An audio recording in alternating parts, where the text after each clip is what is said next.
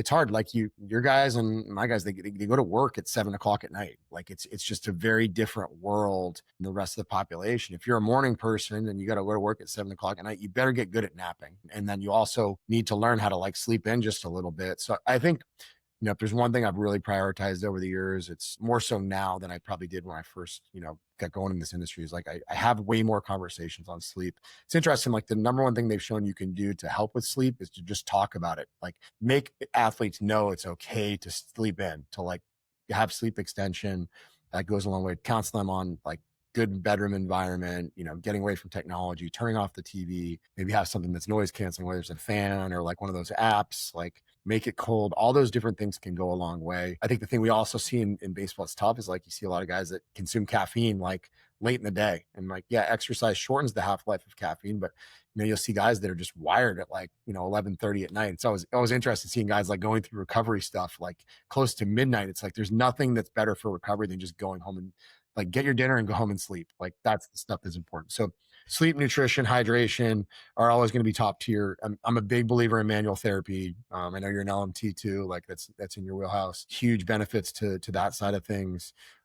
We're fortunate to stadium have things like hyperbaric and sauna and red light therapy and all that stuff too. That stuff is absolutely great. But I was trying to think top tier a little bit more. What are the things that are universally accessible to everybody? It doesn't matter whether you're making $50 million a year or they're making $500 a year. Like everybody has the same access to sleep. So it's important just to make athletes prioritize it.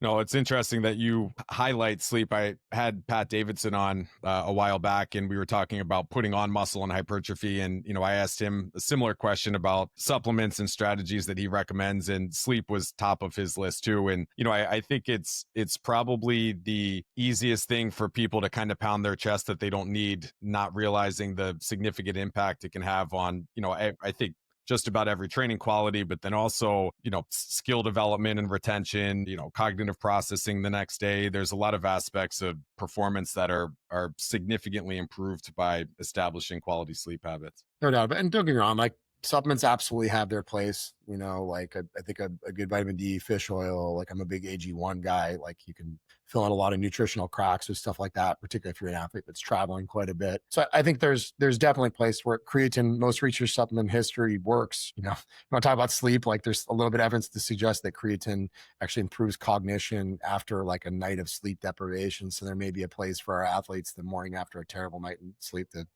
double or even triple their creatine dosage. So all those things are on the table. I was just, they're downstream for me. We got to have a conversation about lifestyle habits first. I think the other thing too is like when we talk about supplements, we talk about recovery initiatives. Like, what we're trying to do is we're trying to like effectively recover from a stressor. Sometimes it's better to think way upstream and think about like, what is the stressor, right? Is it argument with a significant other? Is it, some kind of other thing off the field that might be a challenge? Is it conflict with a teammate? It could be any of a number of different things. So like, I think I'm more aware of that than ever before. It's like, hey, maybe this is someone who could benefit from talking to our mental conditioning department, or it's someone that just has noise. Like, how can I make that better for them? Particularly at the highest level of sports. Like New York is a very big market. Like there are a lot of our players who can't even go out to eat. Like they can't leave their house because they're so recognizable. So I think sometimes like trying to figure out ways where, some of those guys just can't be on social media. Like that's a stressor. Are you going to let it into your life or are you going to block it out?